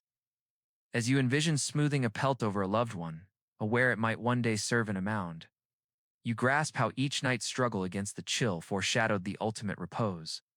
The hall tonight stirs with a subtle disquiet, sleep eluding you as shadows lengthen. In Viking lore, the hours of darkness weren't mere intervals for renewal, they brimmed with peril, laced with murmurs of intruders, ethereal beings, and visions that blurred into omens. To surrender under your mantle wasn't solely to ward off the freeze. It was to entrust your fate to the hall's tenuous safeguards of timber, flames, and fellowship. Sagas capture this tension, with figures roused by apprehension or rising to secure entrances in embers. The Longhouse, for all its solidity, was permeable, its barriers held back ice. But what of stealthy foes or spectral wanderers? Counts in texts like Saga recount assailants invading at first light, slaying the drowsy. Nights could turn treacherous, transforming havens into vulnerabilities. Archaeological clues, such as weapons positioned near resting spots and graves, imply arms stayed accessible. A spear leaning against your bench, its silhouette a constant sentinel. You envision your fingers brushing its shaft in the gloom, blending repose with readiness. Peculiar folk element. Canines often bedded down in halls as watchdogs, their growls slicing through the quiet if peril neared. These loyal beasts were more than pets, They were vigilant alarms, stirring a sleeper to grasp an axe before fully awakening. Recent analyses of sagas highlight how this wariness permeated daily existence. Some experts posit Viking settlements were interconnected, with proximity deterring frequent assaults, fostering relative tranquility. Others, citing tales of ambushes, argue anxiety was palpable, violence a lurking shadow. The discord underscores the evidence's nuance, but regardless, it molded perceptions of slumber not as full release, but as watchful pause. Feel the tangible undercurrent. Every timber creak quickens your pulse, wind rattling the roof mimicking footsteps, smoke coiling into eerie forms that your drowsy mind twists into apparitions. A nearby cough reassures, yet reminds of fragility, sleep a delicate equilibrium. Beyond mortal threats, lore teemed with nocturnal entities, trolls lurking. Draugr undead roaming, or the mare, a malevolent spirit that perched on chests, inducing nightmares as per Germanic folklore. Sagas brim with households roused by such visitations, blending myth with the haze of smoke-filled rests. Modern insights into smoke inhalation reveal it disrupts slumber-shallowing breaths and sparking hallucinations, perhaps explaining how shadows morphed into trolls or suffocating dreams felt like a Draugr's grasp. To Vikings, these weren't mere fancies. They infused the night with supernatural peril. It's an unusual find from Icelandic ruins. Robust doors with locking mechanisms, even in isolated farms, suggesting defenses against theft or intrusion. Whether for livestock or lives, a barred entrance acknowledged the dark's uncertainties. The emotional burden weighs heavy.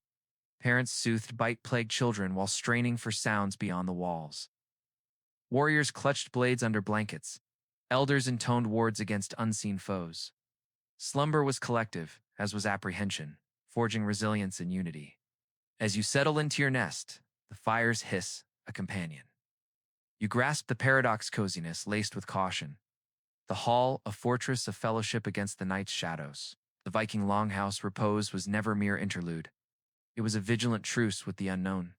As you drift towards slumber, the ember's glow softens. The hall's rhythm rustling straw, distant snores, a whispered prayer enfolds you. Let the longhouse's pulse carry you, its warmth physical and profound, into peaceful dreams. In the Viking world, every night was a gamble. A daring act of closing your eyes against a world where danger lurked beyond the thin walls of timber and turf. The ember's soft pulse, banked under ash, is a fragile promise of dawn. Proof not only of surviving the cold, but of outlasting the night's deeper threats, raiders, spirits, or the unseen chill of fate. As you lie in your furs, the longhouse's warmth, hard-won with fire and fellowship, carries a shadow: illness. The same smoky air that shields you from frost fills your lungs with soot, the crowded benches breeding sickness alongside heat. Viking skeletons, like those unearthed in Denmark's Rib, show ribs warped by chronic coughs, lungs scarred by years of inhaling smoke. Sleep comes fitfully, broken by your own rattling breath or a child's wheeze in the corner. A constant undercurrent in the hall's chorus. Archaeological clues paint a grim picture. Turf roofs, as found in Icelandic sites, trapped dampness, fostering mold spores that clung to bedding and walls. You shift on your straw mattress, its faint dampness a reminder that fleas are untee. Your only faux fungi and bacteria thrive in this humid haze. A chilling detail: lice, combed out by firelight, may have spread typhus-like diseases, as suggested by modern studies of similar conditions. Picture a family flicking pests into the flames, unaware they're battling more than an itch. Scholars debate the toll of longhouse life. Some argue robust immune systems and herbal remedies like yarrow or juniper scattered in bedding kept illness at bay. Others see a harsher truth: high child mortality and shortened lives. With 2024 studies of Viking graves showing parasite eggs, roundworm in latrine deposits, twisting sleepers' guts. The hall was both shelter and incubator, warmth breeding contagion as much as comfort. Feel the sensory weight. Smoke stings your eyes, a neighbor's cough cuts through the dark. Feverish murmurs rise from restless furs. The air tastes sour, straw damp with sweat. Yet Vikings fought back with practical hope-burning juniper to clear the air, its sharp scent a fragile shield. Whether it worked or not, the act itself was a spark of defiance, a warmth beyond fire. Sleep was shallow, broken by cramps or coughs, but resilience endured. A wheezing child still grew, a feverish mother still tended the hearth, a coughing warrior still gripped his axe. Did Vikings blame spirits for sickness, as some sagas suggest, or adjust vents for better air, as practical hints imply? Likely both, superstition and observation blurring in the smoky dark.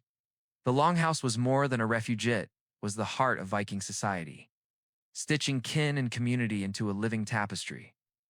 Archaeological settlement patterns like those studied in Norway's Lofoten in 2025 show longhouses as central anchors, larger than outbuildings, symbols of status and collective life. Your bench isn't just a bed, but a place in the social weave, near the hearth for honor, by the door for lesser rank. Hierarchy shaped every snore. Reconstructions reveal the hall's multifunction: barn, workshop, feasting space, and bedroom in one. As you lie in straw, a woman spins wool by lamplight. A tool sharpens by the fire. A goat shifts in its stall. Sleep weaves into life's rhythm, never separate. A quirky saga note. Disputes over bench placement sparked bickering, as in Grettir's saga, where kin argued over who claimed the warmest spot. Imagine voices rising in the smoky dark, a petty squabble as others try to sleep, echoing the hall's earlier boasts. Scholars debate whether this closeness strengthened loyalty or fueled rivalry. Some argue shared beds fostered trust, learned from childhood nights pressed between kin. Others point to saga feuds, suggesting cramped quarters bred tension. Both ring true as your cousin's elbow jabs your ribs, a mix of annoyance and belonging. The sensory blend is vivid. Fire's crackle carries stories. Straw's itch recalls shared harvests, smoke sting ties to rituals invoking gods and ancestors. Sleep is cultural, each breath part of a larger fabric. Icelandic finds from 2024 show post holes, marking longhouse extensions, benches stretching with growing families. Your bed links to your grandparents' rest, your children's future, a generational thread. Beyond survival, Viking burials mirror this. Graves, like Burka's child with birch bark bedding, wrap the dead in familiar furs, echoing nightly tucks. Animals in burials, horses, dogs reflect the longhouse's shared warmth. Beasts and humans close in life and death. The night's peril lingers. Sagas speak of raiders at dawn, weapons kept near benches for sudden defense. Dogs growl at unseen threats, their barks cutting through snores. Smoke-fueled dreams blur into nightmares, Draugr or trolls pressing your chest as folklore warns. Heavy doors found in Icelandic ruins bar the dark's uncertainties. Sleep is vigilance, a fragile truce with cold, sickness, and the unknown. Yet the hall's palsam is coughs, whispered charms holds you. Let its warmth, flawed but fierce, cradle you. Sink into the furs, bound to kin and spirits, and drift into the Viking night's resilient embrace. As you rest on your straw-covered bench, the longhouse's smoky haze wraps you in a world where survival and meaning are inseparable. The Vikings wove no boundary between the two cloaks that warmed living bodies in the night, also swaddled the dead in their graves, that fought off frost carried souls into eternity. You envision standing at a burial mound, the chill air sharp as kin gently drape a woolen cloak over a loved one, tuck a fur close, and scatter straw beneath, mirroring the nightly rituals of the longhouse. Death was not an end, but a deeper slumber, demanding the same care as life. Finds like the birch bark lining a child's grave at Berkeweather for insulation or symbolic purity of veal. This tender continuity, a final tuck-in for an eternal night. Sagas like Laxdela Saga use the same language for resting in life and death. The grave just another bench beneath a familiar cloak. The longhouse was a crucible, forging survival, identity, and spirit into one. Each night wove a tapestry of the practical and profound fire's glow, furs weight, and whispered charms against unseen threats. Later Scandinavian folklore, echoing Viking beliefs, linked sleeping spots to character. A child by the drafty door grew hardy, one by the fire soft. Superstition or not, it shows how sleep shaped the Viking soul. Every bench a thread in the moral weave. Scholars debate whether these rituals were mere necessity or rich with meaning. Archaeology, sagas, and folklore converge on a vivid truth. Sleep was survival, but also story, status, and spirituality. Tonight, the hall hums with unease. Sleep a daring act against dangers beyond the turf walls. Raiders, spirits, illness. Our sagas like Saga hint at this vigilance. Warriors keeping swords close, as ghosted graves confirm, ready for sudden threats. Dogs their growls cutting through the dark, were sentinels, as noted in Erbigia Saga. Smoke, while warming, scarred lungs as Ribe's skeletal remains show. In 2024, Icelandic digs reveal mold and parasites thriving in damp turf. Coughs and fevers blend into the night's rhythm, countered by juniper's sharp scent, a fragile hope. Sleep is a battle not just against cold, but against sickness and fear, each dawn a triumph. Yet the Longhouse was Viking life's heart, a living organism where sleep, work, and worship merged. The 2025 Lofoten excavations show central longhouses as community anchors. Benches mapping hierarchy and art, kin by the fire, lesser folk by the door. Gretia's saga recounts quarrels over these spots, blending humor and tension. Sleep was never private, woven with spinning wheels, bleeding goats, and fading stories. Icelandic post holes trace halls extended over generations, your bench linking ancestors to descendants. Feasts, like Yule, turn the hall into a furnace of bodies and laughter. Lay years oversized hearths bearing witness. Hospitality, a law etched in sagas and sprawling halls, welcomed strangers, their muddy boots and tails adding warmth, but also risk sickness or betrayal. Burials mirror this closeness with furs, straw, and animals laid beside the dead, as seen in 2024 Danish finds of textile-clad brooches. The hall's ship-like walls slope turf, tar-sealed gaps creak like a vessel riding winter storms. A nod to Viking shipbuilding. Feel it now. Straw scratches, smoke stings. A child's breath warms your side. Embers banked in ash, pulse like the hall's heart, tended by weary guardians. Braziers and oil lamps flicker in wealthier homes, their fishy glow a shield against frost and spirits. Every detail, fleas, coughs, prayers, is flawed yet enough. The Longhouse is a cultural ship, carrying its crew through cold, sickness, and fear. As dawn nears, embers flare, bodies stir, proving the system's smoky, crowded, resilient works. Let the hall's rhythm crackling straw, soft snores, the fireside carry you. Sink into the furs, bound to kin, guests, and spirits, and drift into dreams. The cold cannot touch you here. Shadows are mere shadows. Sleep well, traveler, in the Viking night's fierce embrace, knowing dawn will always rise.